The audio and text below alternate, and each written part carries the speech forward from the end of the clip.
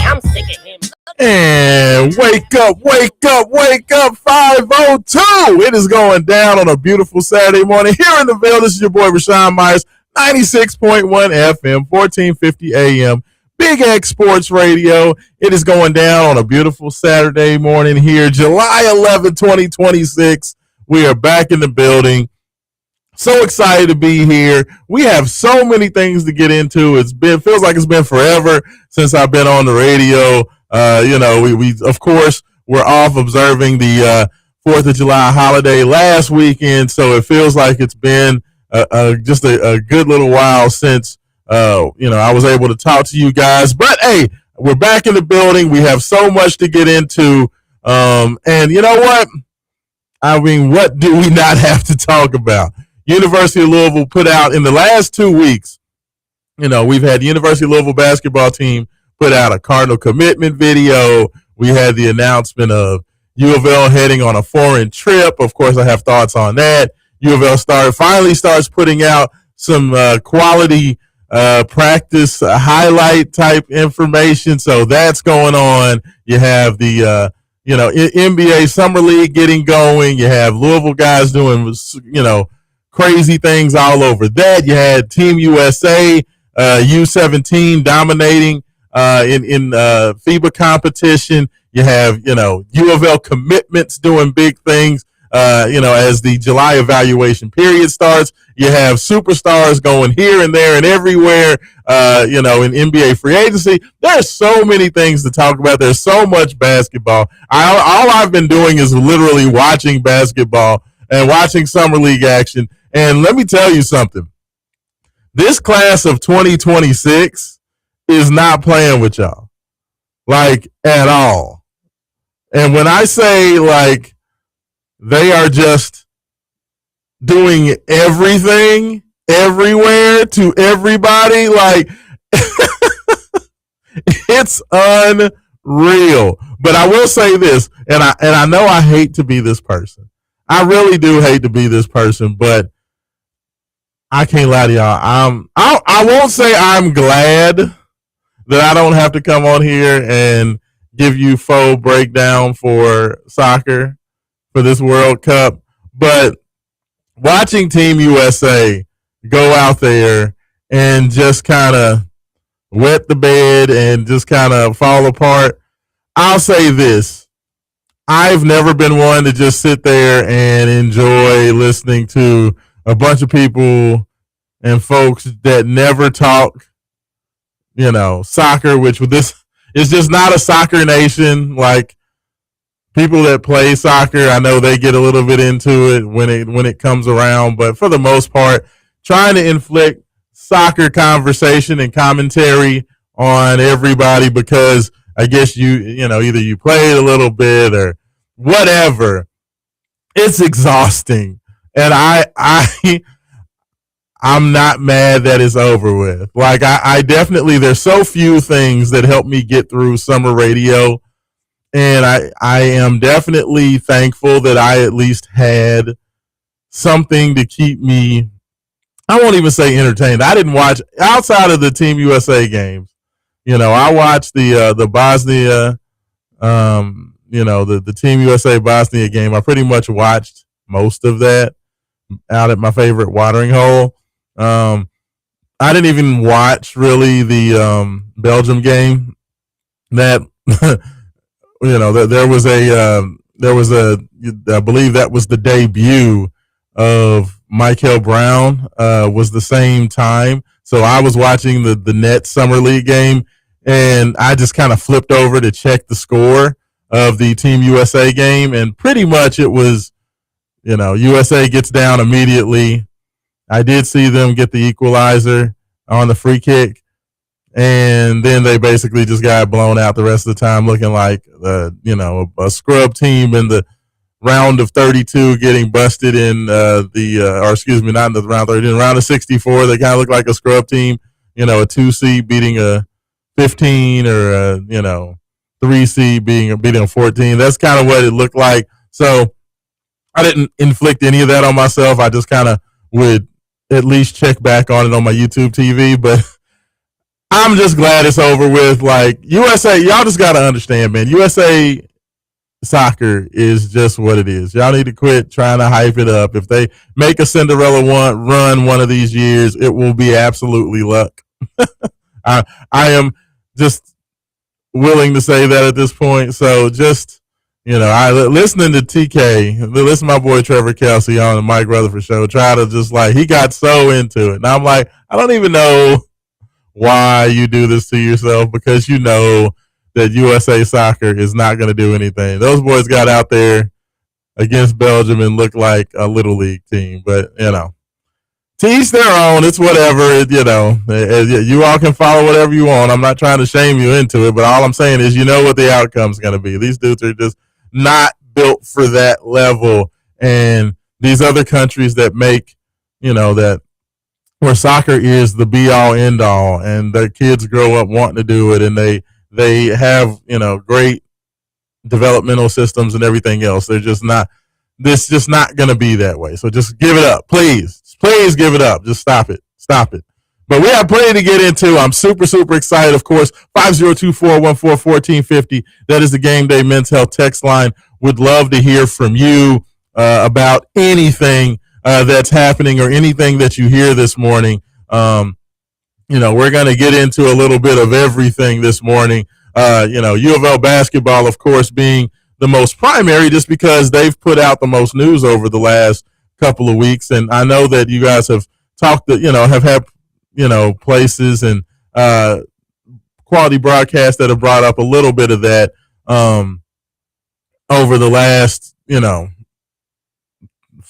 10, 11, 12, 14 days. But, I want to give my thoughts about it just because I have kind of held those up and I kind of haven't talked about it much on social media just because I was saving it up for you guys here on Saturday morning. And whether you're watching this live or watching this on podcast, of course, you'll be able to go back and check me out on Twitter, X, at Raashaan, Raashaan. You can give me a follow there. You can check it out on my Facebook page as well at Raashaan Myers on Facebook. And then, of course, you have all the quality YouTube channels, Big X YouTube channel, Main Event Sports YouTube channel, as well as my own. There's plenty of places you can check this replay out, and I appreciate you guys. But, I want to get into the Louisville basketball stuff at first because y'all know I'm a basketball first guy anyway. And I thought that there was a lot of quality news that came out. Of course, Louisville released their first Cardinal commitment video. What was that? Maybe Wednesday of last week. Coach Kelsey and the Louisville basketball staff, they've been a little bit slow with putting out information. We saw, kind of basically a lot of team building stuff before that. They showed a little bit of kickball. They showed a little bit of togetherness. They showed some bowling and stuff before that. But the Cardinal commitment video was kind of the first time to see Louisville basketball on the court and see this new generation and this new group together. And I just thought it was interesting. They kind of focused the video around Jackson Shelstad, the new point guard for the University of Louisville, transfer from Oregon, as well as John Andershek, the new big-time assistant coach for Louisville. Of course, he was the head coach at Campbell, and prior to that, he was kind of the quote-unquote defensive coordinator, assistant coach for Florida on their national championship team. And I just loved everything about that video. Jackson Shelstad is a guy that I feel I probably know more about than maybe 95% of local media, just because I watched more Oregon basketball, I feel, than almost anybody. I mean, Mike Rutherford probably is a guy who maybe watched more than me because Mike watches everything and he has to write for it for SB Nation and everything else. He writes a lot of U of L related college basketball content. So, he pretty much watches everything. But I have a lot of knowledge and familiarity with Jackson. So I know who he is as a player, how he plays. I know about his talent. I know about his ability. And just listening to him kind of just talk about what it's like getting together with the guys and learning get where they like the ball and how they want to do it. I just loved everything from him. Jackson is going to be an absolute superstar as the starting point guard. And I just thought that just getting into his mindset a little bit and seeing him how he communicates with guys, I think is going to be huge. I do, while I love Michael Brown Jr. and I love everything that Michael brought to this University of Louisville, and I will always be thankful for it. I am not one who hated on him for the decisions that he needed to make. I know a lot of Louisville fans were upset and felt like he could have been out there and he just didn't, and they want to be mad about that. I can't fault a young man that had that much on the table for taking the advice of his people, whether it be his father, whether it be his agent or medical staff or whatever. I can't hate on him for that, but having Michael as a true freshman be the kind of leader and point guard of the team, the difficult part about that is you have a young man that's trying to figure out college basketball, get up to the speed of the game, figure out everything and how to do things at this level. And when you have a starting point guard that's having to learn how to do things, he can't really lead the team the way he needs to. He ends up being led. It was more about Conwell trying to help shepherd him in how to do it, where this year, getting back to basically the formula that U of L used at the point guard spot in year one, where you have a veteran point guard in Chucky Hepburn you had in year one. Now you have Jackson Shelstad basically in the same type of situation. Now Jackson isn't the skill set of Jackson is different than the skill set of Chucky. I would definitely, I honestly don't even need to argue. Jackson is definitely a better offensive point guard. He brings a more versatile offensive skill set than what Chucky did coming out of Wisconsin.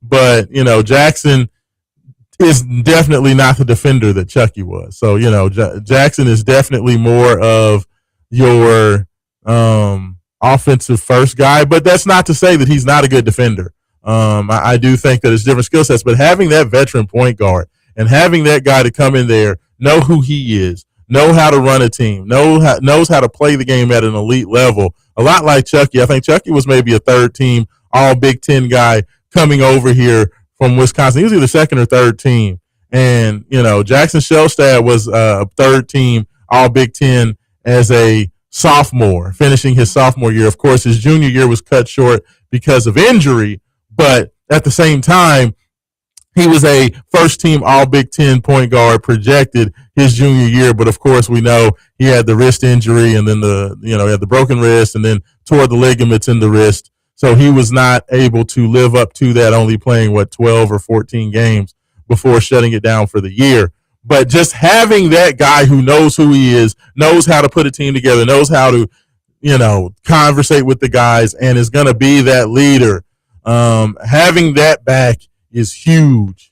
So I think Jackson's going to do better at getting this team prepared and being a leader than Michael ever was. And it's not a knock on Michael. I think that Michael did a great job with his pure talent, his ability to pass the ball with the left and right hand, his ability to explode and get to the rim. I think that Michael definitely is going to be a guy that, because of his talent and his ability level, he's going to lead through just his pure ability. But in terms of getting everybody on the same page and knowing who you are, I think that Louisville's identity is going to be a lot stronger on both ends, because you're going to have that true leader and guy that you look to, where I don't think that the team really quote unquote, looked to Michael Brown to lead the team last year. It was kind of like, okay, this superstar freshman is going to go out here and be wild and awesome and amazing, so let's just ride that wave. It was more like, let's just ride that wave to victory almost, and while that's great and that's awesome, like, as we've seen over the years, there's a reason why teams that are led by Ace Bailey and Dylan Harper don't make big runs in the NCAA tournament. While those guys are ultimately talented and ultra talented, it is very difficult to have a freshman-led team go out there and do anything. So from that standpoint, I love what Jackson brings. I love everything that he said. I think the Louisville fans are going to be pleasantly surprised with how talented he is. But I think he's going to be a great leader, and I think that Louisville basketball is going to be better for that.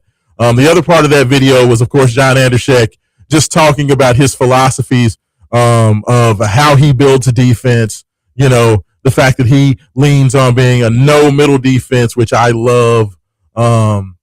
He really leans into just everything that you need to be as a program from a,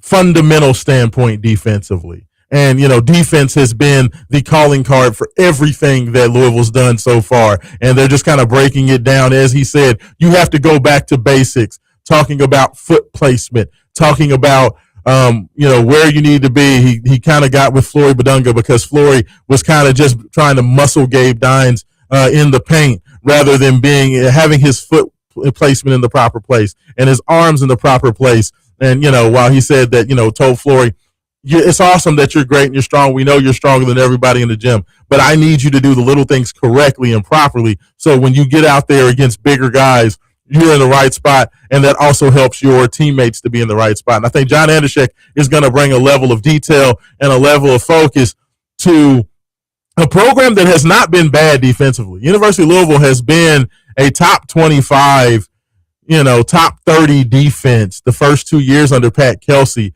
And to me, Pat Kelsey does a great job of building in that effort level to where his teams do not sacrifice their effort level defensively at all. And I think that while Louisville always had a great defense because Pat Kelsey gets the most out of his players in terms of effort and energy, I think that John Andershek is going to bring that fundamental base that is going to help the Louisville defense go from maybe top 25 good, top 30 good to top 10 good, And especially not only just the fact that they're going to be better fundamentally and they're going to be better from a structural standpoint. I think they're going to be better because Louisville also leaned into getting the right type of personnel to make that happen. Getting bigger, rangier wings out there, which you have not had over the first 2 years at the University of Louisville. To get bigger, more physical post players,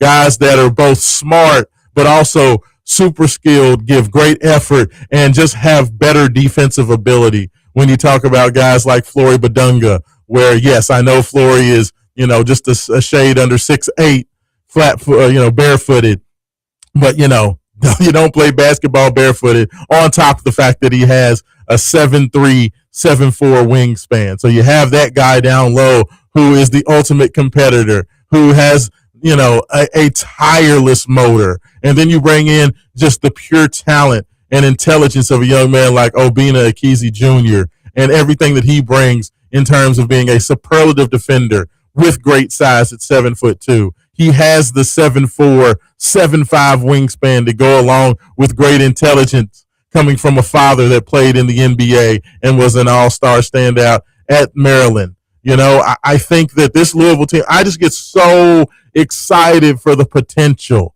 of what Louisville basketball can be, y'all. Like, you don't understand how excited I am when I watch these videos because I am starving to see what these teams look like. I talked about the great wings. I talked about, the fact that now you have Carter Knox on the court, the 6'6", just dynamo of an athlete out there on the wing. You have Deshane Montgomery, who I am hearing is absolutely killing it in practice. I'm just so excited to see this team, y'all. I'm so excited, and I'm very, very excited that we're not going to have to wait long for that, and I'm going to get into that a little bit later. But, I just want to say that everything that Louisville's building from a structural standpoint and everything that they're building, it feels to me, and I think the reason that the Cardinal commitment video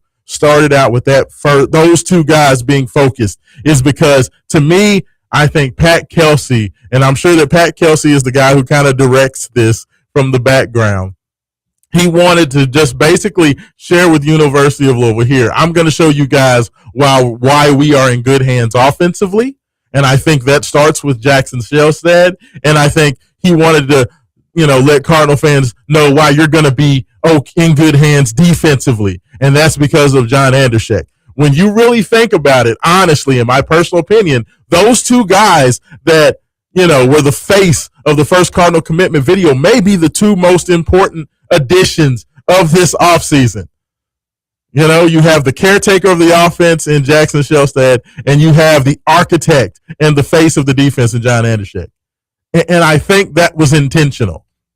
And I'm super, super excited to just watch how this thing builds together. And it was awesome.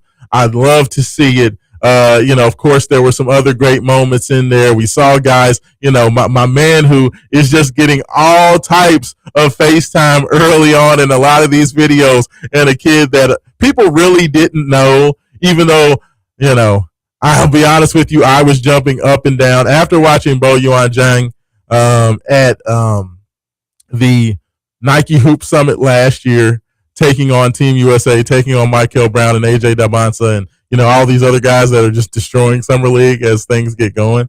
Bojan, held his own against, those monsters that are now in the NBA. He was the youngest kid at the Nike Hoop Summit last year and held his own, scoring double figures, having some highlight plays, doing a lot of nice things out there. He's only been in the United States for a year. The young man, played in the international, on the international circuit with China, with the Chinese national teams, playing in all types of FIBA competition, playing in all types of, U17, U16 competitions with China, has just tremendous amount of international experience to go along with coming over to the United States, first as part of the Hoop Summit, and then as part of the Nike EYBL Scholastic League, and really learning what the American game was about, taking the opportunity to come to the United States, work on his English, work on his communication skills. That's one of the things that I love about the fact that Bo Zhang coming over a year earlier, honestly, really gives him a leg up in terms of what he can be and how he communicates with his teammates. The fact that he came over to the U.S. this past year, rather to just being a international prospect that comes over from China immediately and is playing for Louisville basketball, that actually helps him get jump started in what he can be, because he's a superlative talent.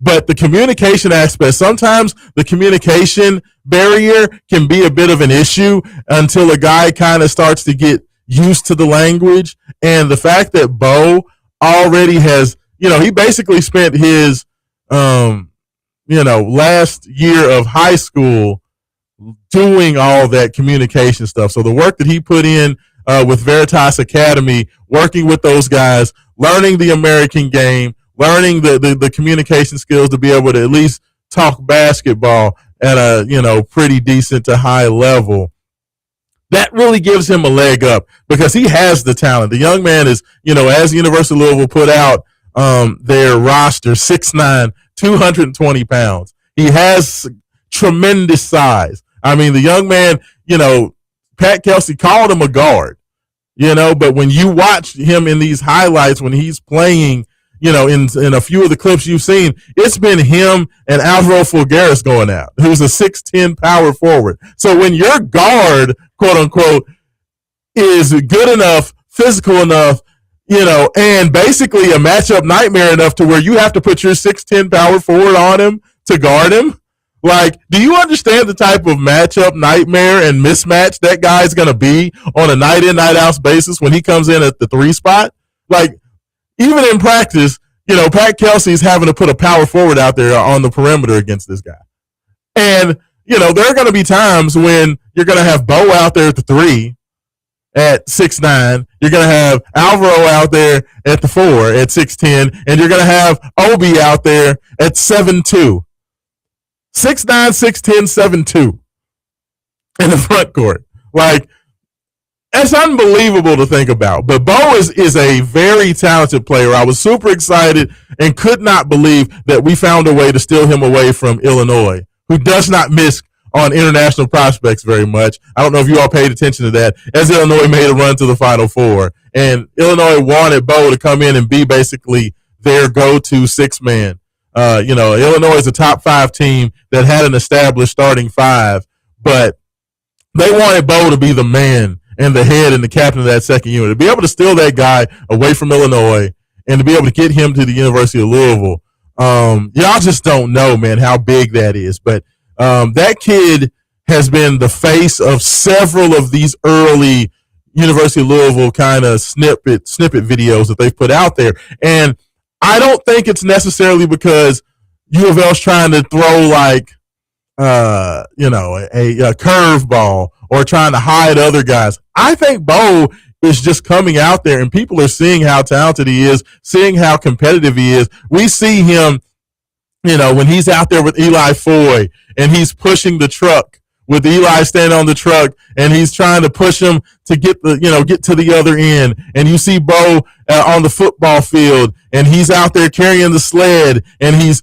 everybody's yelling at him. I think that this young man is coming in and giving the level of work ethic, the level of fight, the level of competitiveness that, honestly, you don't know what you're getting when you get a kid from overseas, and especially, when you get a kid from, from Asia, Chinese kid, you don't know what his demeanor is going to be like. But that's one of the things as I watched a lot of film on Bo that jumped off to me is his competitiveness. Like both he and Isaac Ellis, both of those kids are ultimate competitors. They talk smack. They get in people's faces. They're fearless. Like I expect that out of Isaac Ellis because, we know a little bit more about the Ellis brothers. We know that they like to talk smack. We know they were, out there at OTE. So that kind of comes with the territory. But I did not realize the amount of competitiveness and fearlessness and willing to get into your face and talk smack that Bo played with. He plays with an edge, and I think that edge has served him well coming into Louisville basketball. So when you have a kid that has the amount of talent, the amount of size, we already know he's a tremendous shooter. And the only thing that anytime they talk about Bojang, the first thing they talk about is knockdown shooter. It's the first thing that always comes out of their mouth. So when you have a guy who has size, who has competitiveness, who is a great shooter, and has a motor and a want, you pour into that guy. And I think that's why he's been a focus of so many of the videos, is because you have a kid who has all the intangibles. And in terms of American basketball, a lot like Gorgui Dieng, when Gorgui came over,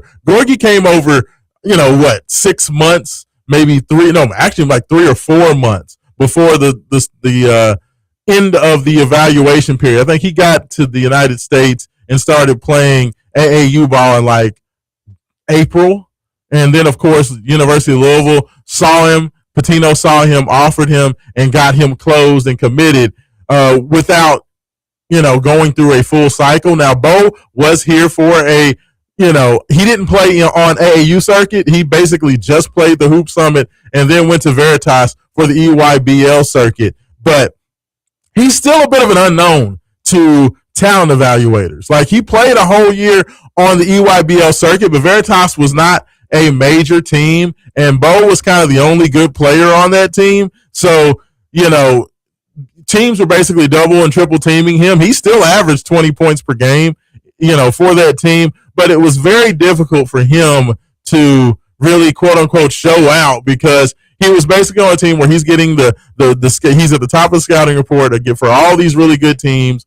You're getting double teamed and you're having to go out there and shoot a bunch of shots. So he's a little bit of a mystery to evaluators. And I feel like he's the young man that had he had a full off season of getting into the AAU tournaments and getting into these AAU events and played on one of the better AAU teams, I feel like Bo would have been rated a lot higher than where he was. I think he was like mid-70s, 72nd, 73rd, 74th. I think that the reason for that is because he just didn't get an opportunity to evaluate. I think that if this young man would have had a full AAU season, and played for maybe a Montverde Academy or something where he could go out there, play against the best competition, and have good teammates around him, I think he could have been a top 25 player. I think he could have been maybe even a top 15 player, honestly. I mean, and I'm not saying that just because he went to the University of Louisville. I just think that he has that type of ability, but because he was a little bit under the radar as a prospect, I feel like Louisville stole him one. I really do. I think Louisville stole him one. I love it because I think the world of him, and I would have said this about this young man wherever he went to, but the fact that he's going to the University of Louisville, I'm just super excited. So, those were kind of the biggest things to come out of that first Cardinal commitment video that I really, really noticed. There were great things that Coach Kelsey, said, in terms of in some of the conversations that he's had with people about the fight of Isaac Ellis, which is awesome. We know that Carter Knox is just coming back off injury. He's now healthy now, talking about what he's going to bring to the table. Deshane Montgomery, like if you want to talk about the guy that people are kind of being kept under wraps, even though they did put out a video of Deshane absolutely detonating on a dunk over Gabe Dines in practice. If you want to talk about the guy that I feel from the intel that I'm getting and what I've heard people kind of mention, the guy that's not getting a lot of face time that University of Louisville may be trying to sneak into the regular season, my vote is for Deshane Montgomery. I think that dude, from what I understand, he is absolutely just destroying it in practice. Like, he's doing some big things, and it feels like we see him in the highlights, but we'll see him for you see guys like Bo getting 8 to 10 to 12 seconds on there. Deshane gets 2.5 seconds. And I feel that is definitely on purpose. But from what I am understanding and from what I'm hearing, Louisville maybe got the steal of the transfer portal with that guy. Deshane Montgomery was a highly thought of and well thought of guy as a transfer out of Dayton. But from what people are saying, this young man is coming in, and in terms of, whatever you want to say, a 2-3, a wing, a 2 guard, he's just been as good as anybody. And that's including anybody who's returning, anybody new. There's not really been anybody who's playing better than him overall.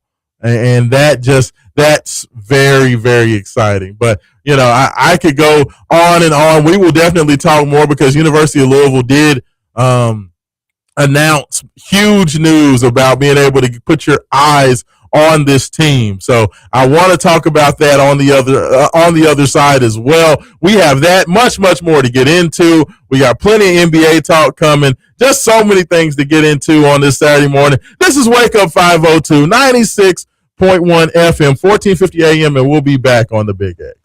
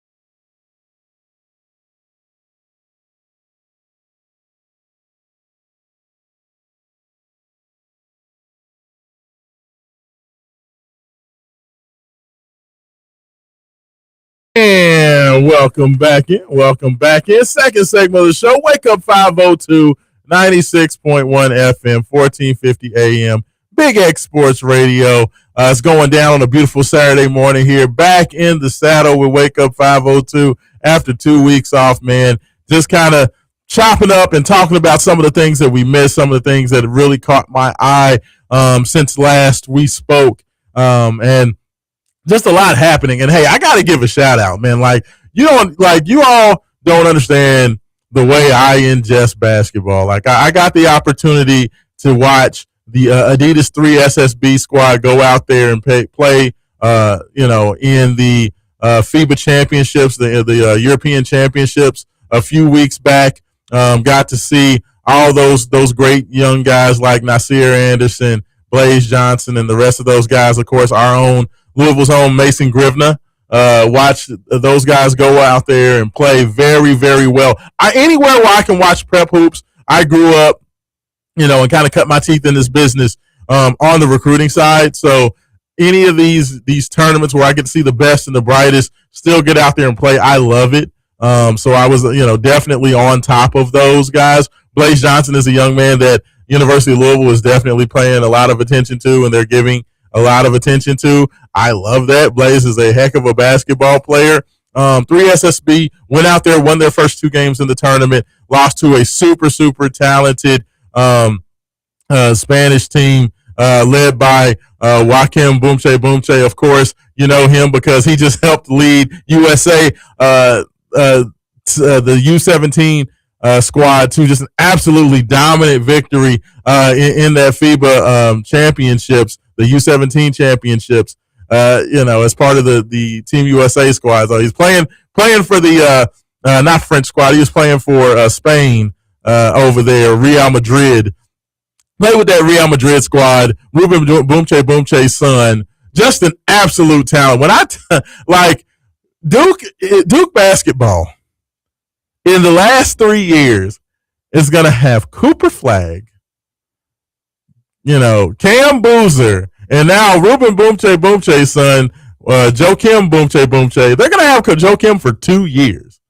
The fact that they're going to have those guys as kind of your star, 4 or 5 guy, 3 straight years, and you wonder why. And guess what? They still ain't going to win no championship. I'm going to go ahead and call it now. John Shire is the most overrated coach in all of college basketball. Because he's going to have all this talent, and they're going to mess it up. They're going to mess it up. Duke's going to mess it up. But Joakim Bumche is an absolute beast. But I had to give a shout-out to that U17 squad. They went over there. I can't remember where they played that tournament. I want to say maybe it was Greece, but I can't say that if it was Athens. May have been Athens. But wherever they were, that team of Joakim Bumche, CJ Rosser, Caden Daughtry, and the rest of those guys, man, they were absolutely dominant over there. And, DeMarcus Henry, those guys were really, really good. They were really, really good. Super impressed with those guys. Most dominant group that I've seen play international competition. I know that USA basketball pretty much dominates the U17 every year, but there are levels to that. And, they played and faced off against Serbia and Nikola Costa Rica, who had a very good tournament at the U17s. Let me tell you something. I know that I wanted to make fun of UK and Mark Pope and doing the whole whiff thing. And, the Whiff King is back and all that stuff. I'm going to be honest with y'all. I am so glad that Nikola Costa Rica decided to commit to UCLA. Thank you, Mick Cronin. Thank you, UCLA NIL. Whatever it took, because Costa Rica is a problem.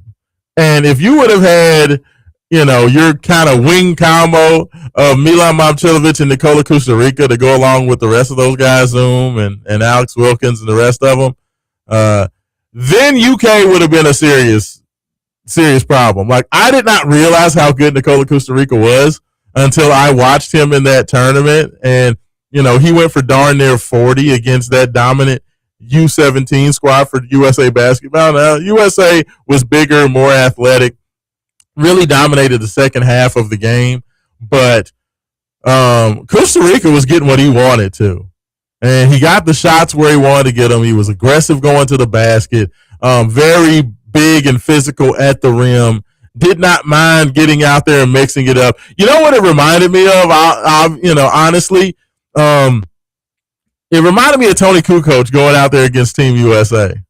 And while Tony Kukoc, his squad was completely overmatched, like Kukoc himself showed that he was, good enough to go to the NBA and be a player.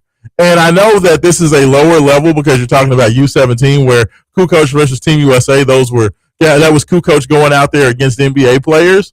But basically the same thing because I feel like you may see more than half of that roster, and that's being nice. Like, I think there's going to be more than half of that roster that we see on NBA. When we go back, we're going to see a lot of those guys on NBA courts moving forward. But Nicole Costa Rica is a very good player. I don't buy into saying, oh, well, he's a top 5 guy in 2028 in the draft.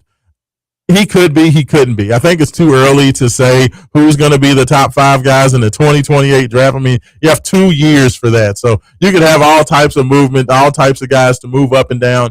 But I do think that Costa Rica is a very good player, and I think he has the ability and potential to be a very good college player.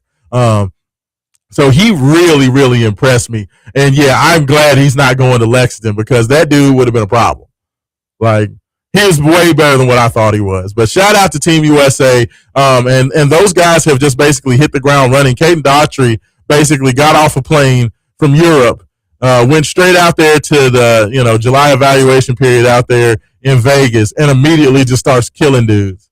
University of Louisville is in on him. That they are really targeting several of the top point guards in the class, Caden Daughtry being one of those. I don't think Caden's at the top of the list. Right now, it looks like Reese Austin, son of Skip to Malou, Rafer Austin, is the kind of guy who's front and center for University of Louisville, so much so that Pat Kelsey decided to skip day 1 of Vegas in the July evaluation period to go watch Reese Austin in Richmond and get that done. He was the only head coach to go out there and watch Reese Austin on the first game.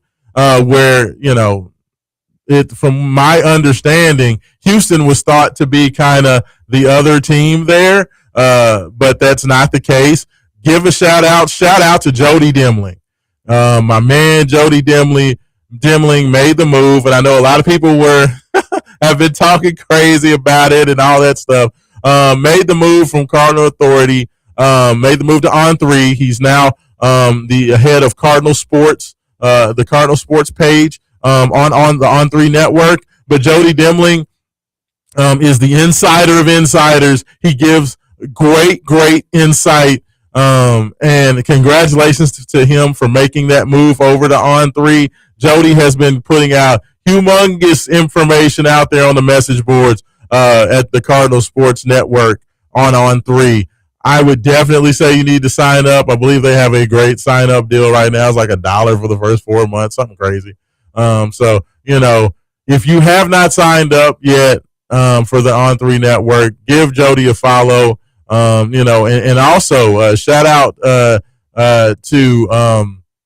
the guys over at Cardinal Authority. Michael McCammon, of course, is still there. Our man who was formerly of KSR, Jacob Polachek, who I've met personally, and I like Jacob. He's a good dude, and he's a tireless worker. I think he's going to do very well taking over for Jody at Cardinal Authority. He's already getting into the weeds. Had a big article. He posted it on Twitter talking about Reese Austin and the fact that, that they put out feelers for the possibility and potential of Reese doing a reclassify. We see a lot of these kids, these 2027 kids, reclassifying. Marcus Spears Jr., the number 1 player in the 2027 class, just announced that he's reclassifying.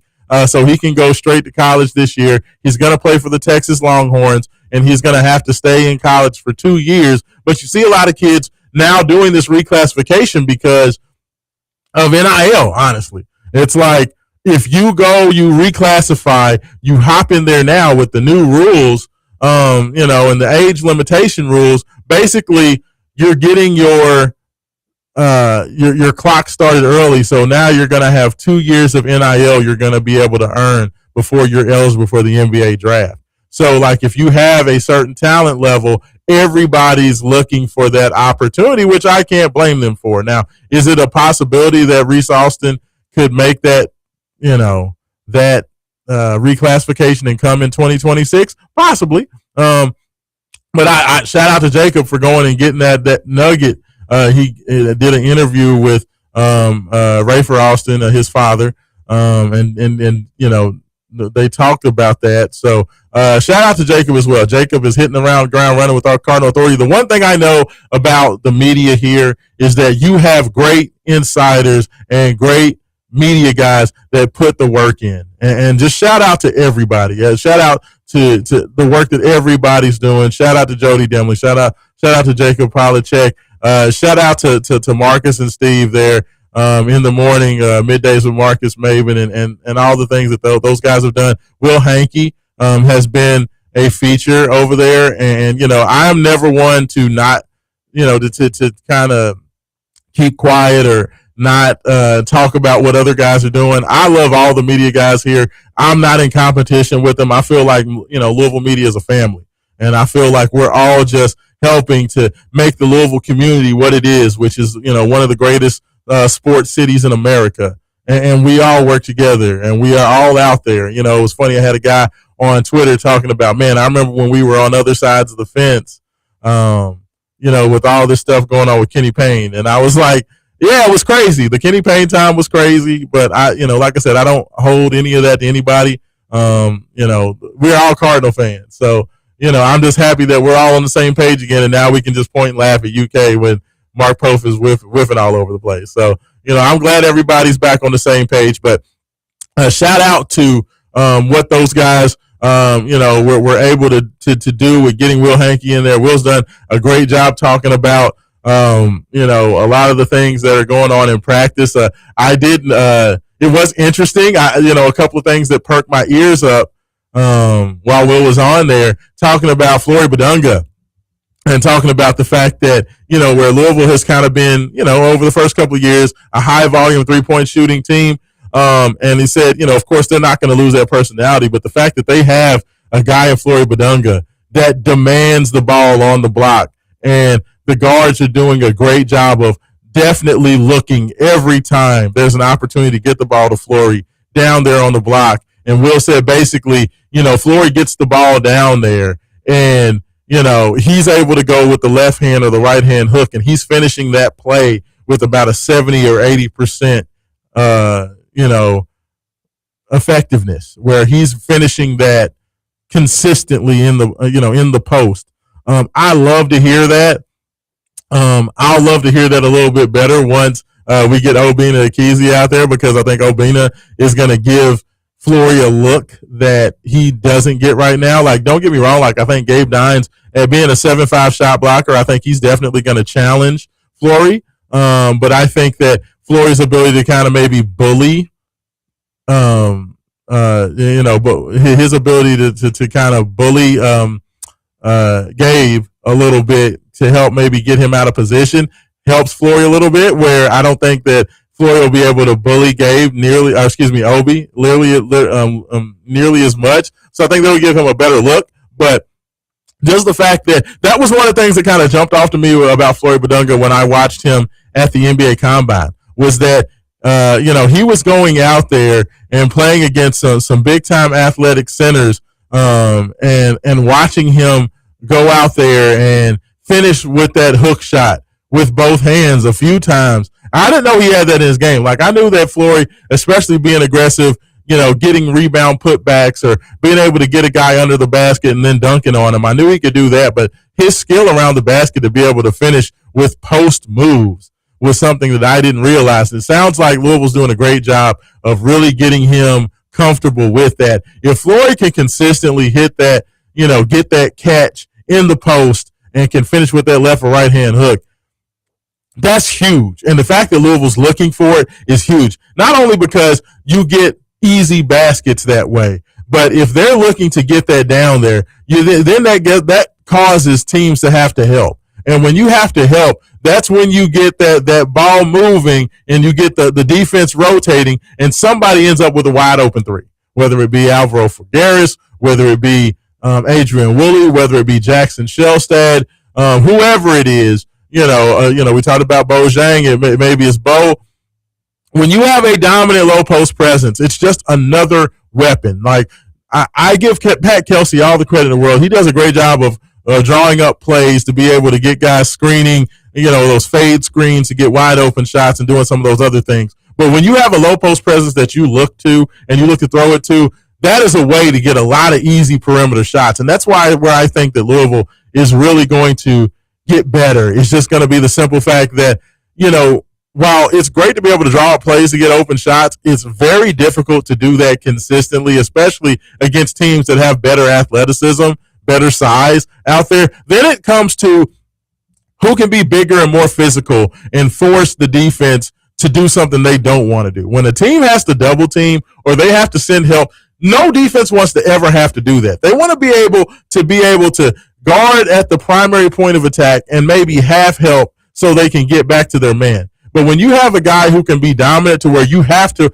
basically run at him to get the ball out of his hands, that's when other guys get wide open. I think that's what's been missing from Louisville basketball over the last couple of years, where, Pat Kelsey, because of his pace, because of his tempo, because of his ability to draw up plays and get his team to run through those plays at a breakneck speed, you can do a lot of that offensively, but I think one of the reasons that you've seen Louisville struggle against the Tennessees, against the Arkansas, against the most athletic best teams on the schedule is because that really doesn't work against elite athletes, because elite athletic teams with elite defensive ability, they can shut all those plays down. That's when it becomes less about plays and more about personnel. And Louisville now has the personnel to be able to force any team, even your best defensive teams, to do things they don't want to do. That's winning basketball. That's championship basketball. And I think that right there is going to be a huge difference. I know I said I was going to talk about the news about, University of Louisville, getting to see them. It's going to have to wait to hour number 2, y'all. We're already done with the first hour. It's been, the first hour's just flown by, breaking down a whole bunch of things. This is Wake Up 502. Raashaan Myers. We'll be back on the Big X with Wake Up 502, hour number 2. We'll be back.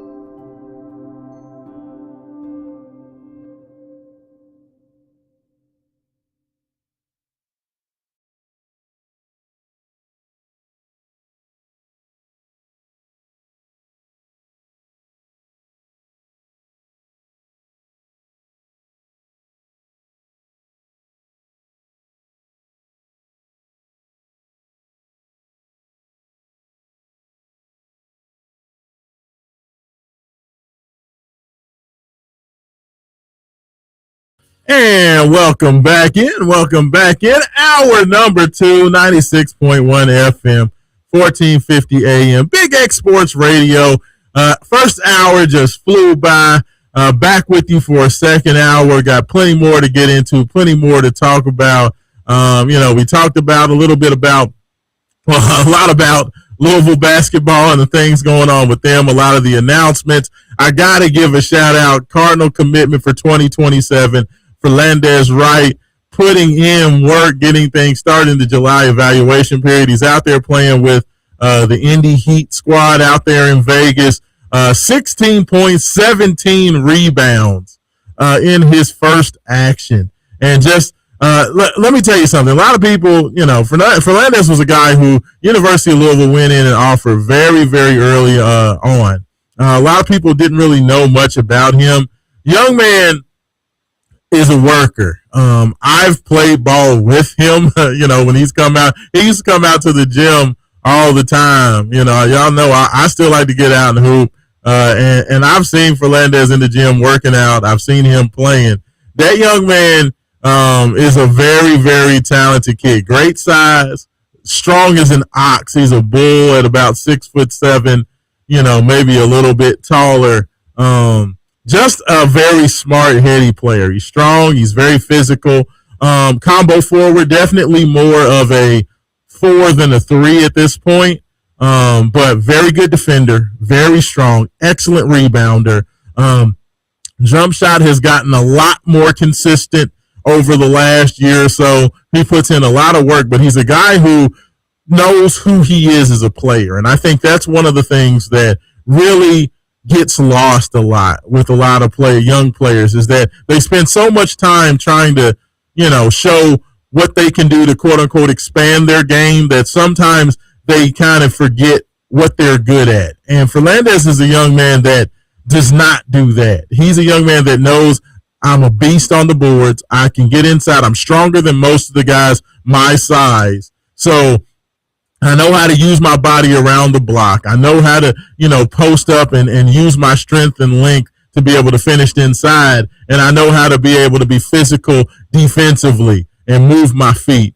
But he is also a guy who, if you leave him alone outside, he can knock down a jump shot. He is a guy who has got great vision and can pass the ball.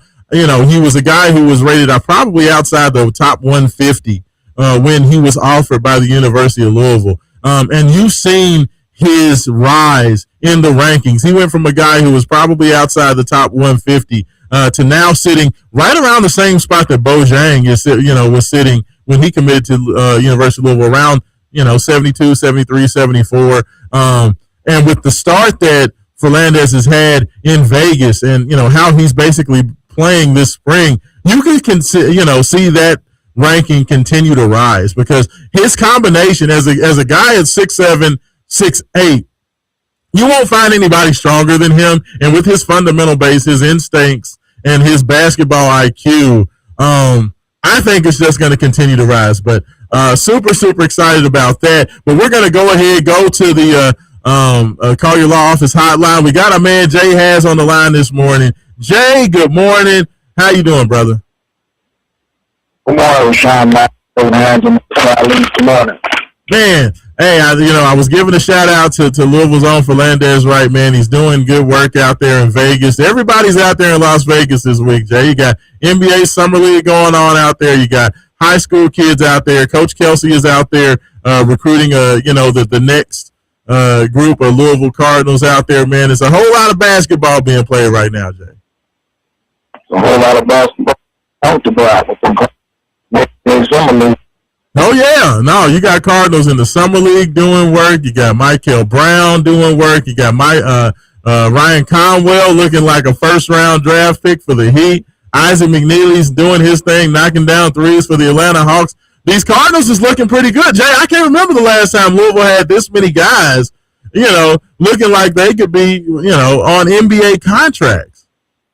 I think it's like, back in 2009 or whatever, that never happened. But I put about 3 or 4 kids at NBA drafts. I mean, yeah, no. Oh, man.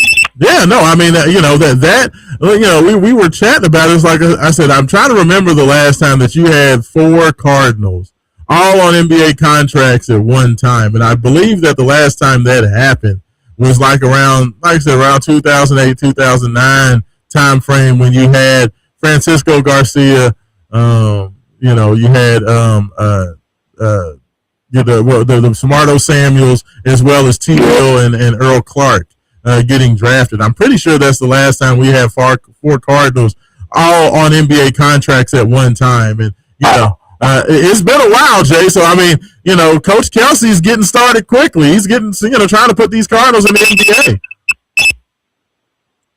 You know what I'm saying? I'm impressed, Coach Kelsey. Yeah. Coach Kelsey knows how to find that talent, don't he? I mean, like, to me, that's huge. Like, the fact that, the one big thing that I felt that, like, Louisville was missing so many years, even under Rick Pitino, was enough representation in the NBA to help encourage young players want to come to the University of Louisville, because guys look up to players like Michael Brown Jr. And now that you're in this transfer market, when you're able to have Chucky Hepburn, on a roster with the Toronto Raptors, he just signed his second 2-way deal, so he's guaranteed an NBA paycheck for another year. You have Michael go in the top 6, but then you have a guy like Ryan Conwell go from a guy who was not going to get drafted to now he's at the top of the second round as a transfer. That gets guys looking at the Louisville program, wanting to be a part of it. When you talk about guys like Deshane Montgomery wanting to come to Louisville, a guy like Jackson Shelstad wanting to come to Louisville, that's all a part of it, right? Is the fact that these guys are having success under Kelsey, and Kelsey can make their NBA dreams come true, Jay. I think that's important, don't you? Yes, sir. Kelsey got the bag. Yeah. He got the Louisville bag. He knows what he's doing. So, I think that there's probably 2 or 3 or maybe even 4 guys off this Louisville team upcoming that's probably going to have an opportunity to make a little NBA paycheck as well, Jay. So I think maybe soon Coach Kelsey is going to have more guys in the NBA than Rick Pitino ever put in the league. How crazy is that? I mean, to me personally, I think that's kind of nuts. That when you think about it, that was the one thing. Rick Pitino, of course, came in. And I know that the dynamics are different now with the transfer portal versus what Rick had to deal with when you had to bring guys in and guys had to be in your program. And Coach Kelsey can now go out there, find talent. But, when you're talking about bringing over transfer portal guys, you're talking about guys that are in their 3rd year at least of basketball. So, a lot of these guys, if you're still in college after your 3rd year of basketball, looking for a 4th year, you weren't a guy who was immediately on NBA radars, So when you're talking about players who can come and transfer in and be draft picks, that Coach Kelsey's doing something right. I don't think that's a mistake. So the fact that Coach Kelsey is getting guys, Chucky Hepburn wasn't talked about as a draft pick. Ryan Conwell was not talked about as a draft pick. Isaac McNeely wasn't a guy who was necessarily considered a guy who was going to have a possibility to make a roster. So I do think that there's something to that. And Kelsey getting that reputation for being a guy that you can come to, have success, get him to the league, I think that puts you and continues to keep Louisville at the top level of recruiting for the transfer portal. And then you add to that Michael Brown Jr. gets, drafted in the top 6. You have now Obinna Ekezie. If Ekezie has another big year and he goes one and done, Jay, I think Louisville's going to have the best of both worlds. You're going to get the best transfers and some of the best high school talent year in and year out.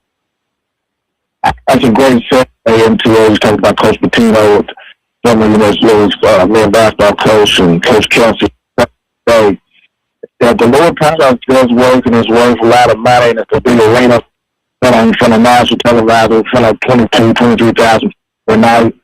And the repercussions of the Raashaan is that you have a true playmaker, Donovan Mitchell. Got a new contract, a 4-year deal, $273. He's making $68 million a year with Raashaan Myers. So Louisville product does work. All you got to do is implement it. Great coach, like Coach Kelsey or Coach Pitino or whatever. And Louisville program works. You see the fruition of it.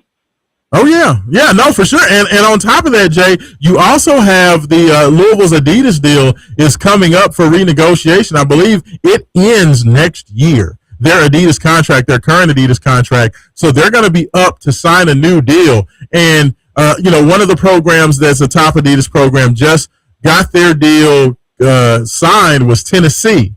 And when they talk about the things that Adidas is doing for Tennessee as part of their new deal to help, NIL opportunities, to help Tennessee do a lot of things in terms of helping their athletes get Adidas contracts early on in their careers, at the college level. Like when Louisville looks to re-sign their new deal, whether it be with Adidas, Jay, or whether it's with Nike, I feel like it's probably still going to be Adidas, but you're going to see the University of Louisville get a lot more help. So, it's huge. I feel like Cardinal Athletics, man, is on the way up. There's big things coming. Man, I love it with Mitchell and Lamar Jackson and the rest of the guys just playing in the professional arena. And man, I'm so excited about this, college football just around the corner over the weekend. We're finally taking a 4-day vacation. Oh yeah, I can't wait. Absolutely, it's gonna be going down in Nashville. I cannot wait to get down there to Category 10. It's gonna be a great time down there. Just getting ready, counting it down. I mean, we got football practices upcoming. It's July 11th, Jay. We're probably 3 weeks from the start of fall camp. Like, it's unbelievable. We've made it through the summer. We're there, like literally. You got probably 3 weeks until guys start reporting and getting ready for the season. So, I mean, it's going to be time to start getting ready for Nashville in a minute. So we got to make sure that everybody gets down there and is a part of what's going on. I'm super excited about it. Raashaan Myers, to have those opportunities to be a part of a prestigious big event like this, the tailgate down there at Category 10, right there, 2nd and Broadway, right downtown Nashville. And Raashaan, you forget him as well, too, but the girls' volleyball plays at noon is Texas. Yeah.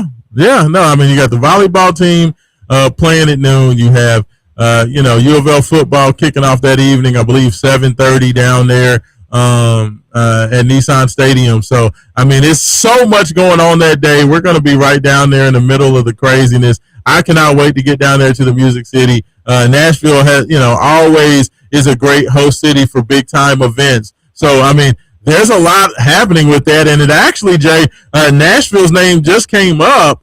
Mike Rutherford was talking about it this week that, Louisville played that big game against Baylor down there in Texas last year during the basketball season. And he's hearing that Louisville-Baylor, the return game this year, is going to be in Nashville as well sometime in February. So, or either end of January or first part of February. But that we might be down in Nashville a couple of times upcoming. Well, Raashaan, and closing remarks in your college, and I'm so excited to get to Nashville for this football season right now from over there. And we get a chance to see the one and only Dolly Parton. Oh, yeah, the icon herself. You know what I'm saying? I think Dolly's a Louisville fan. I don't think she's a Tennessee fan. I think she's a Louisville fan, Jay. Last time I saw her, she said L's up. There's no other sports show that's doing no more than what 96.1 and maybe and what the 502 sports show is. I mean, it's amazing when you go to these prestigious events and hang with some of the biggest stars and R&B stars, rappers. I mean, the whole nine. There's no other sports show that's doing it like this show, Wake Up 502. That's what we do, Jay. That's how we do it. Like we always say, ain't no party like a Wake Up 502 party, because a Wake Up 502 party don't stop. That's what we do. That's how we do it. So, yeah, we got a lot happening. We got a lot going on. So, I'm ready to get to it all. I'm ready to get back to the season. It's going to be starting very, very soon, and it's going to get kicked off by Louisville basketball, Jay. We're going to have Louisville basketball coming up in like 2.5 weeks. I know, man. I thought you become a rapper now. You're rapping now? Well, hey, if I got to, give me the mic. All right, Doc. Well, appreciate it, Raashaan Myers. On the way to go is 611. Yes, sir. One of the best to ever do it. Jay has checking in. Appreciate it, Jay. There we go. Jay has checking in this morning. Super excited to hear from him. And Jay has been talking nonstop about getting ready for Nashville, going down there to Category 10, doing that event with the U of L Alumni Association. Super, super excited to be hosting that, getting you ready, counting you down to kick off there in Nashville. So super, super excited for that, y'all. Football season's almost here. That's the one thing I always say. Basically, once the NBA Summer League gets here, like pretty much once the NBA draft gets here, to me, the summer's over, because you have the NBA draft, and then 2 weeks after the NBA draft, basically, is when you start NBA Summer League with the California Classic and the event in Salt Lake City with the Utah Jazz, and then you go roll right after that right into the Vegas Summer League, and that basically takes you up now with with them revising the rules for the NCAA teams to be able to take these foreign trips every year rather than once every 4 years. Now you're going to start having, college basketball preview time.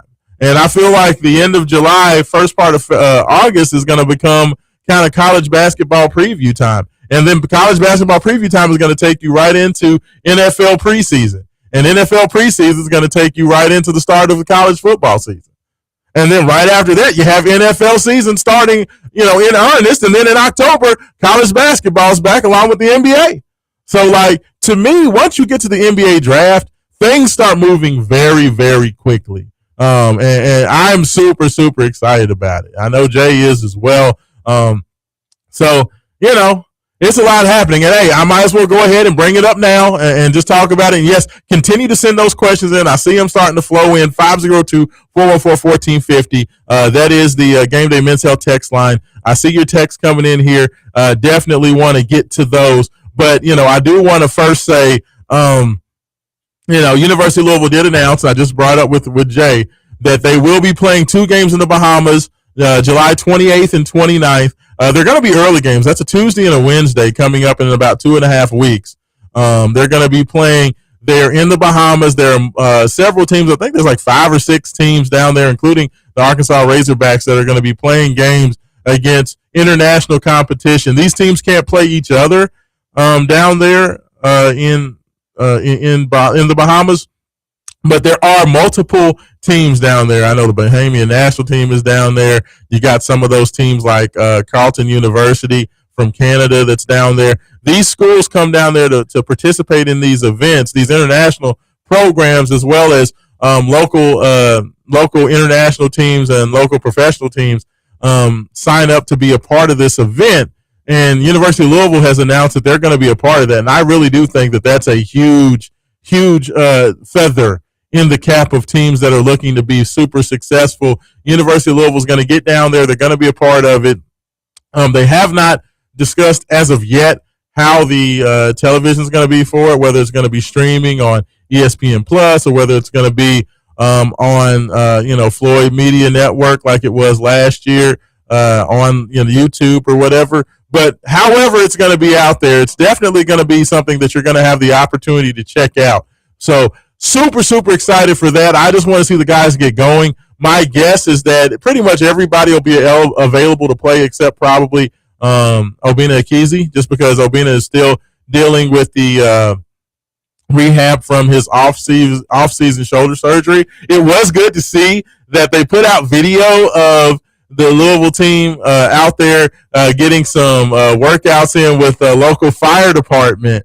They were out there with the mayor, out there with the Louisville Fire Department. But Obina Akizi was out there pulling the hose. So if his shoulder's good enough to be pulling the hose, that tells me that he's getting close to being back.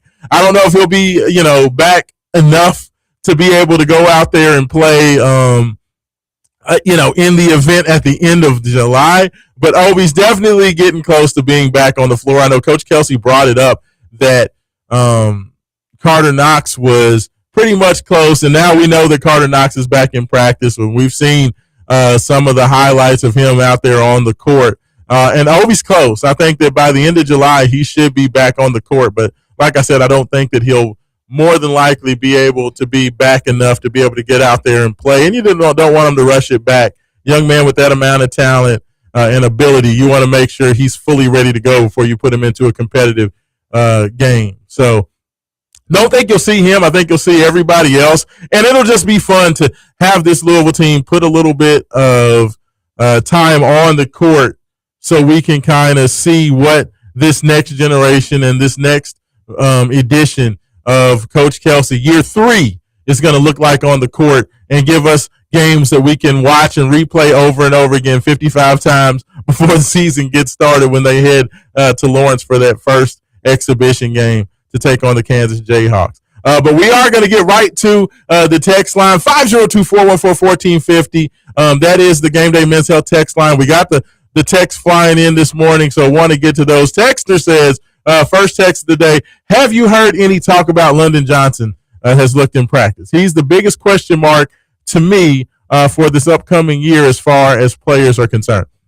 Hey, let me tell you something. I'm glad you brought that up. London Johnson was a guy who Louisville fans were very critical of because there was an opportunity for London to possibly play minutes last year for Louisville as the backup to Michael Brown Jr., and London ended up deciding against getting out there and playing. The excuse that was given at the time was, well, London's having a hard time picking up the playbook. We don't want to put him out there before he's ready. As I understand it, it was more of a situation of, if London Johnson would have come in and played last year, Louisville only wanted to pay him for a protracted rate. They only wanted to pay him for the amount of games he was going to play for the rest of the season. So, of course, if London Johnson comes out there and plays in mid-January or February, you're only going to get paid for 2 months of basketball. So you balance it out. 2 months of basketball or a full season of basketball paycheck. Do I take a half a paycheck or do I wait and take a full paycheck?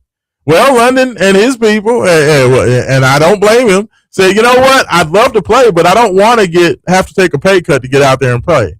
So I'm just going to wait, and I'm going to hold off until this year. And I'm okay with that. Like, I understand that. None of y'all, literally 0% of y'all, would sign up to agree to take less money at your job. None of you.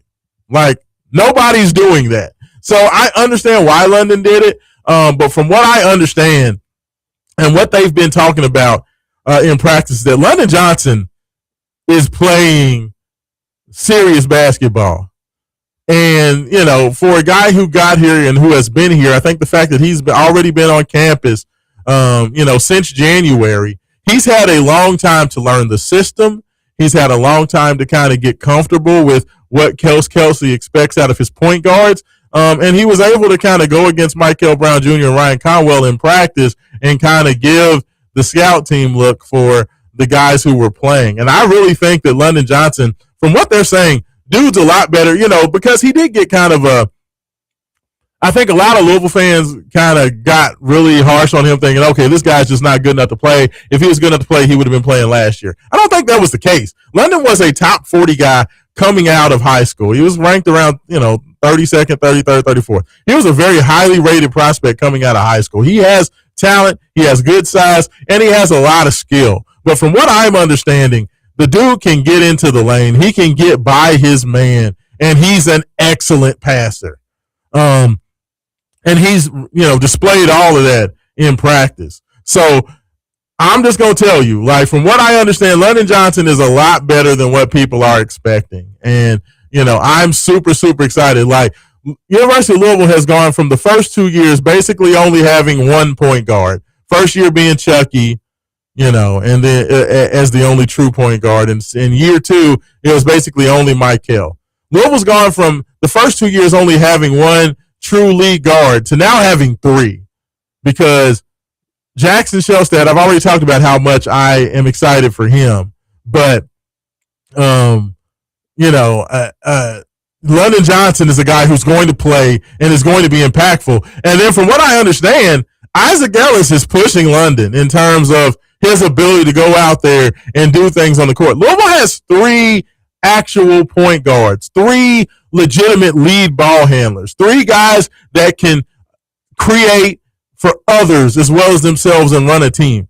Louisville has not had that. They haven't even had 2 guys that can do that. Like, I appreciate everything that Adrian Willie tried to do as kind of your reserve point guard. Same thing with Ryan Conwell. But that just, them being the primary facilitator was not their skill set, but they went out there and did the best they could.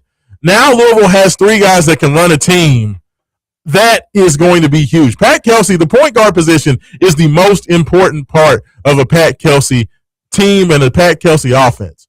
So the fact that Louisville, when you would go to the bench, when you would have Michael go to the bench, or when Michael was hurt, when you had Chucky Hepburn go to the bench, Louisville's offense struggled mightily. So the fact that now you're going to have actual guys that have the skills and the ability to go out there and continue to let that offense run at a high level and execute at a high level, to where you don't have to just, Chucky Hepburn, you almost had to slow down everything and, play at a very methodical pace because you didn't want Chucky to get worn out and have to sit the bench for any amount of time. He's playing 35, 37, 38 minutes a game. Now you can kick that tempo up and keep that tempo up because now when you go to the bench and you bring in the reserve point guard, those guys can still come in and do that. Like Kobe Rogers tried to do that. He just did not have the skill set for it. Kobe was more of a two. Same thing with Willie. Same thing with Conwell. You won't have that issue this year. So great question. Appreciate that. That question talking about and asking about London Johnson. Yeah, I think that London is going to be very good. Very good off the, with the handle. He's got a great change of pace. He's very good at getting into the middle. He's got a nice mid-range pull-up game, and his passing is excellent. So, and all he's been doing pretty much since he got here has been working on making his jump shot consistent. And that's been the biggest thing that he's worked on because that's been the biggest knock on London is his inconsistency shooting from the perimeter. So that's kind of what he's been working on. And if he can come out there and be a guy who can shoot that at a 37, 38% clip and be a guy who is a legitimate threat from the perimeter, that's only going to make him better. And that's going to make his off the dribble game even better if he can give that hesitation, that ball fake, and get into the lane. So I've heard great things about London Johnson. So that answers your question there. I tell you what, let's go ahead. Let's take this last break. When I come on the other side, I'm going to read the rest of your texts. We do have them coming in hot and heavy. If you all have any questions, please get them in now. 502-414-1450. That is the Game Day Men's Health text line. You are listening to Wake Up 502. Raashaan Myers, 96.1 FM, and we'll be back on the Big X.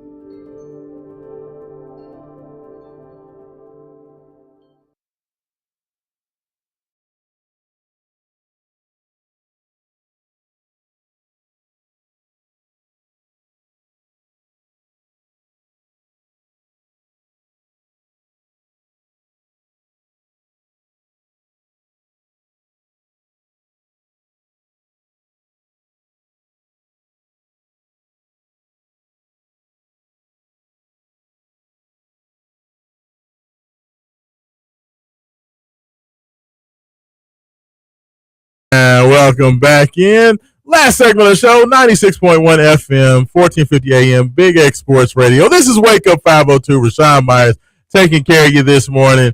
We're just talking all and everything sports, taking your text, 502-414-1450, Game Day Men's Health text line. Just talking about a little bit of everything this morning, man. There's so much happening. NBA Summer League is off and rolling, and, you know, this this 2026 recruiting class has been hyped up, not, deservedly so. Like, most unbelievable freshman class ever that I can remember, and what these guys were able to do in college. Whether you're talking about AJ Devonta, whether you're talking about Cam Boozer, you're talking about Darren Peterson and Michael Brown and Darius Acuff. But these guys have come out and lived up to the hype in the NBA Summer League. Like, it's unbelievable. Caleb Wilson made his debut last night for the Chicago Bulls. This kid goes out, scores like 34 points, 7 rebounds, hits 7 threes in his debut as the number 4 pick in the draft. And I mean, all these guys, normally what you see from, your hot shot draft picks is that normally the first couple of games they struggle. And the guys that have been around the NBA for at least a year, the young players or the veterans that are trying to get back in that have played 2 or 3 or 4 seasons, those guys usually dominate the play early. And the young guys, as the Summer League rolls forward, as guys get into their second, their third, their fourth game, then you start to see the young players kick it up a notch and get used to the speed of the game and get used to the quickness and the athleticism. These guys aren't waiting. And it's not just the guys at the top of the draft. I'm talking about everybody. I watched the game on Thursday night and watched LeBaron Philon, who's playing for the Philadelphia 76ers, and I watched Ibuka Okori, who was drafted by the Detroit Pistons. These guys are going back and forth, shot for shot. Both guys score like 20 points, 4 or 5 assists, knocking down threes, making big plays. Like, these guys are not waiting. I talked about it. The first weekend of the Summer League, only 3 guys scored over 20 points per game. One of those guys being Louisville's own Ryan Conwell. Goes out for the Miami Heat as the 37th pick in the draft and has been outstanding. In his 4 games, he's averaging 20 points per game for the Miami Heat, coming out as the Miami's only, draft pick and their highest draft pick, just coming out there and balling. So many of these guys are playing well. I talked a little bit about the fact that, Isaac McNeely's playing well, but I'm talking about all these guys that had these reputations, are just coming out there and living up. Malik Thomas, the draft pick, the kid from Arkansas who, lasted until the second round, gets picked up by the Cleveland Cavaliers early in the second round.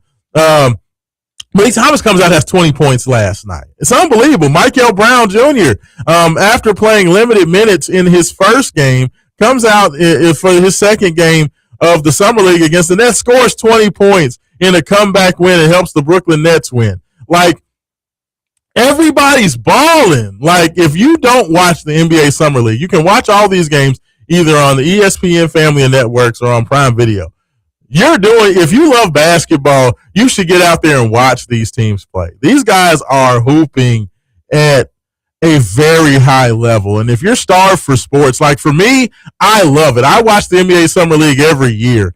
But the level of play that's being displayed right now is unbelievable. Ade Mara, the big man from Michigan, he's playing well. Morez Johnson Jr. in his first game for the Dallas Mavericks had like 27 points, 8 boards, like 5 blocks. Unbelievable. Yaxel Lindeborg is shooting like 80% from 3 as Yaxel's going out there with the Golden State Warriors balling. You just go down the list. You go down the list. It doesn't matter what team you are looking at. I saw Koa Pete goes off for the Phoenix Suns, has like 19 points in his first game. These guys are dominating the summer league. And I don't say that they're going to go, I'm not saying that they're going to go into the regular NBA and they're just going to become the best players in the league. But what I am saying, all these guys are going to impact their teams and their franchises immediately. Like, these guys are going to come in and pretty much be immediate role players and immediate rotation players immediately. Like, I feel like Yaxel going into Golden State when you're playing next to Jimmy Butler, Steph Curry, Kristaps Porzingis, the fact that Yaxel's going to be able to go out there and be like the number 3 guy, and Draymond is, of course, as well.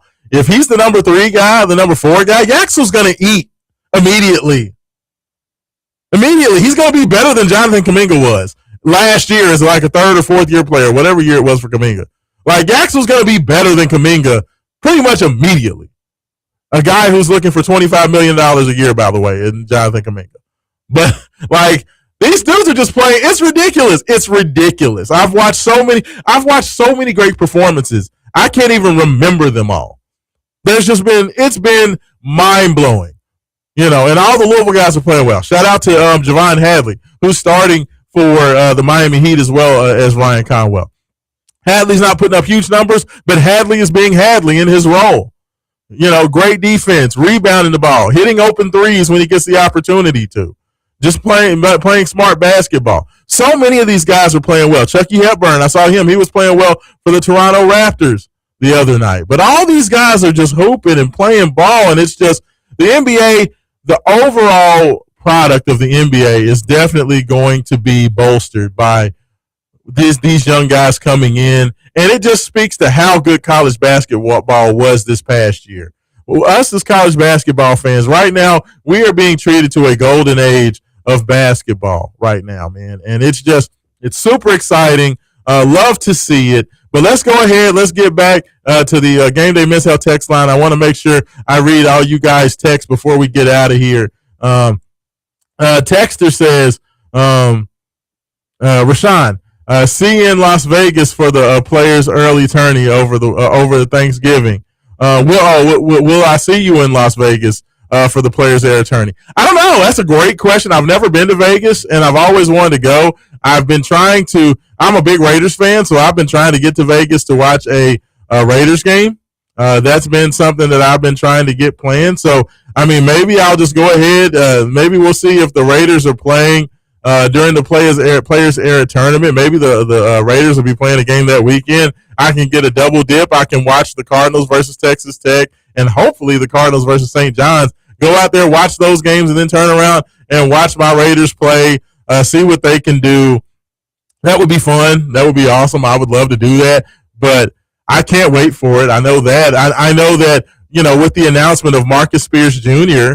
Heading to Texas, I know that's not going to be part of the Players Era, but the Louisville non-conference schedule once again just gets bolstered. They're going to play Texas in the ACC SEC Challenge, and now with Marcus Spears Jr., like I said, the number 1 player in the 2027 class, moving to Texas this year, Texas is going to be probably a top 5 team coming into the Yum Center in early December. So that game, I believe, is going to be going down right before the U of L UK game. I think it's going to be probably the weekend before. It might be the same week of. I'm not sure on that. I'll have to check the schedule to just see how that whole thing works out. But Louisville's non-conference schedule is legit. It's legit. I cannot wait. It definitely sucks that Donnie Freeman, kind of the do-it-all forward for St. John's that came over as a transfer from Syracuse. They announced that he has a knee injury and he's going to be out for the season. So that sucks for Rick Pitino and crew. That definitely takes a little starch out of the sails for the St. John's squad. But they still have a lot of talent. I think they'll be okay. But that definitely does hurt. We'll see what happens with that. Good text. Texter also says, Raashaan, no questions today. Just want to say I always enjoy hearing your comments about Louisville basketball. Hope you're allowed to attend some of the practices. Thanks, Red Zeppelin. Hey, Red, I appreciate you. Thank you. I love Louisville basketball. I'm going to try to be there. I know that the women's team just sent the media a notice that they're going to allow an opportunity to check out the ladies in a practice coming up. I believe might be even Monday or Tuesday of next week. I guess as they get ready and prepared for their own foreign trip. I'm going to try to see if I can get over there and see what Jeff Walls and company are doing. I'm super, super excited about Taj Roberts, McKinley Randolph, and the rest of those folks, Amari Berry, Isla, Alif Istanbulogu, and the rest of the team. I've heard good things about Grace Mbugwa and what she's doing. So, if it's a basketball, whether it's the men or the women's, I want to get over there. Hopefully, Coach Kelsey, if you're listening, you want to invite me out to a practice, I'll come out there, and I won't give any specifics, but I'll just rave about how great it is. So if you want to invite me over, I'm definitely game. I love the game of basketball. I used to sit there and just watch games in those AAU tournaments from basically noon to midnight. I am just a sponge for the game of basketball. So, Red, I appreciate your comments. Thank you for that. I just love basketball. I love hoops, man. I literally never get enough of it. So, we'll see. Texter texts in, says, good morning, Wake Up 502. Main event. Where's Mitch McConnell culture? That's funny. Leave Mitch alone. Mitch is out there. He's not, they talk about what's his health like? I don't know. He's not a zombie. I saw somebody put out a meme that Mitch is a zombie. Mitch is not a zombie. He's okay. Says, will the Louisville basketball games in the Bahamas be going on TV? Yeah, they have not mentioned exactly how you will be able to watch the Louisville basketball games in the Bahamas, but whether they will be on, ACC Network, Network Extra, which is basically ESPN streaming, and where you're going to have to watch them on like an ESPN Plus or something like that, or whether they're going to be broadcast on YouTube through the Floyd Media Network. I don't know how that's going to happen as of yet. They haven't announced it. From what I understand, they should announce television rights or however you'll be able to watch that this week.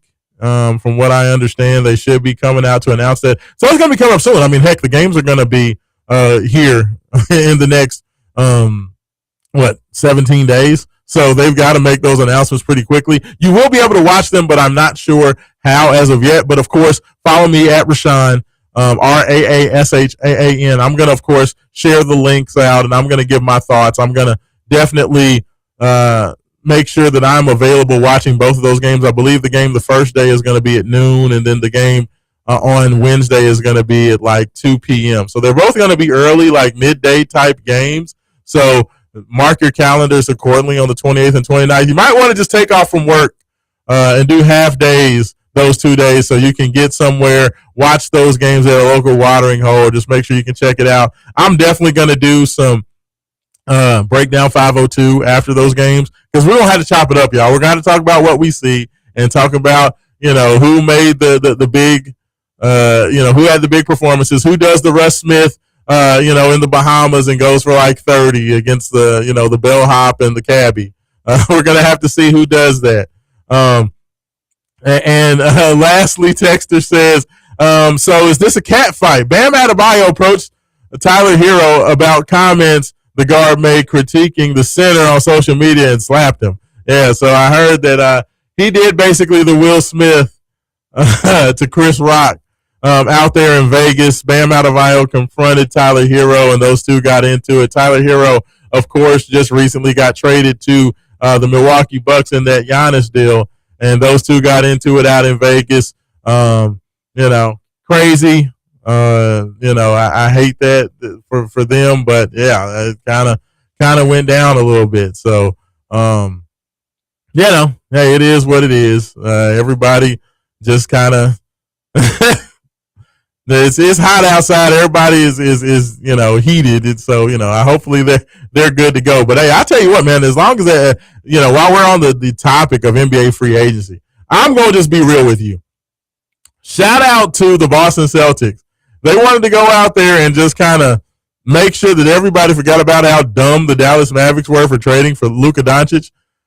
Absolutely ridiculous trade with the Boston Celtics sending Jaylen Brown to the Philadelphia 76ers for Paul George and, a cup of sugar. Like, ridiculous trade that the Celtics did that. I feel like because Jaylen Brown is a guy who likes to talk, he's a guy who is, super intelligent guy, super high IQ, gives his thoughts on things. He's very opinionated. I feel like he must have rubbed some people in the Celtics front office the wrong way, and just basically those guys want to get him out of town, because that's the only way and the only reason you can trade a guy who had darn near an MVP season for the Celtics, helped the Celtics stay afloat with Jason Tatum basically out for the first 60, 70 games of the year, helped the Celtics franchise stay afloat, win 50-plus games, like I said, in his best career season, and you traded him to your biggest rival in the Philadelphia 76ers for an old, broke-up, injured Paul George and a couple of picks. Like, literally, in my opinion, you made Philly more than likely, in my personal opinion, you look at the East, you tell me who the best teams in the East are. Can you argue that anybody is better than Philadelphia in the East right now? Can you argue against it? I mean, especially if Embiid's now healthy, because Joel came back at the end of the year and played pretty well, even though he looked like, of course he was out of shape. He got a little tired, but he was healthy, and now that you have a healthy Joel back, you have everything, that those guys can do at the guard spots already. And now you add to it Jaylen Brown, who can be kind of your go-to creator with the chips down. That's going to free up Joel to be, take something off his plate. You're going to be able to take a little bit off Tyrese Maxey's plate. VJ Edgecombe is going to be able to have more space for him to work. I'm just shocked that the Boston Celtics made that trade. It's a dumb trade. They literally, traded themselves into, in my personal opinion, moving to third, fourth, fifth, in the East. I don't, you are leaning very heavily into this Derek White, Peyton Pritchard bucket and just hoping that Tatum can do everything. Like for Hugo Gomez and these guys, like, I just don't see it. It is what it is. But, I know that they brought over Mitchell Robinson from the Knicks, but the Celtics, to me, they ended their own window of championship. I don't think they're a championship team anymore. Like, I really don't. Like, they're going to try to go to this small ball. They try to say that, well, having Jaylen Brown and Jason Tatum, you're taking up too much of your cap. You have two guys taking up 70% of your cap, and you can't win like that. You need more depth. Dude, you never want to get worse in the starting lineup. That's the whole thing that people always said. When you're making a trade, when you're making that deal, is your team better? Have you made your team better by making this trade? And there's no way in which you can argue that the Celtics are better now than they were before. You just can't. Like, it's not there. Like, Paul George, fine, Paul George was not worth a trade when he got traded for all those picks, leaving the OKC Thunder for the LA Clippers. And we know how that trade turned out. And it's like, this is like fast forward like 4, 5, 6, 7 years, however long it's been. And you're trading again, and you're trading for a top 5 player in the NBA. Are you kidding me?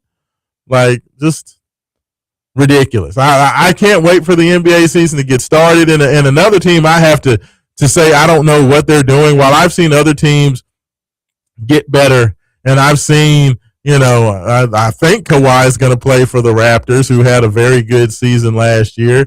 I've seen all these teams go out there and try to get better, and then you have the Cleveland Cavaliers, who basically have done nothing.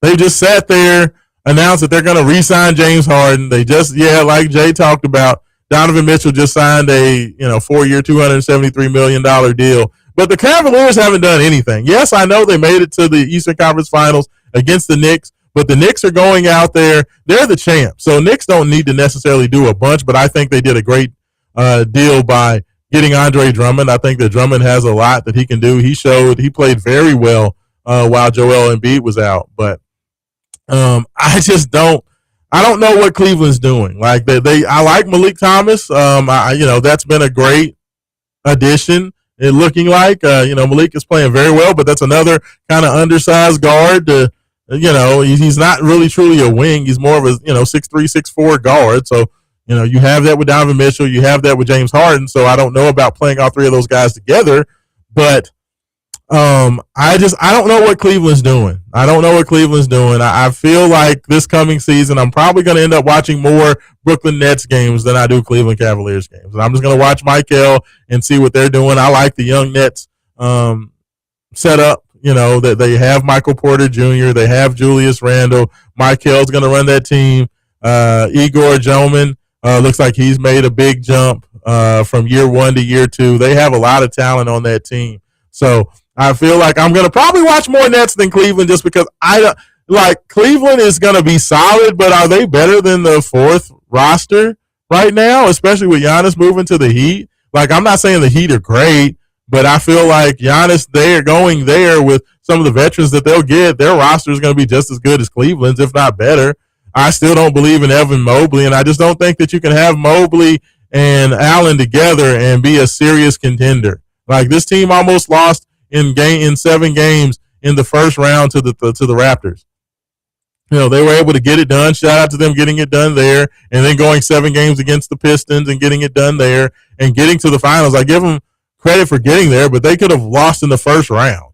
So I don't know. We'll see. I could go on. We got plenty of time to talk NBA, but I just wanted to talk about that a little bit. Shout out to Michael Brown Jr. He's making big plays. You all continue to watch them. There is a lot of basketball to be played, and there's a lot happening on the course at the NBA Summer League. So make sure you continue to check those out. I know there's that schedule still upcoming. Saturday schedule, you have Ryan Conwell getting started today at 3:30. They're going to be on Prime. You're going to have Michael versus Isaac McNeely and the Hawks, the Nets versus Hawks, 8 p.m. tonight on ESPN. And then you're going to have on Prime Video Chucky Hepburn taking on the Rockets at 9:30. So those are the games upcoming. Thanks so much to everybody for listening. Thanks for everybody tuning in. Jay Haas, thank you for checking in. This is Raashaan Myers. This is Wake Up 502. We'll be back next week on the Big X Sports Radio, and check you out then.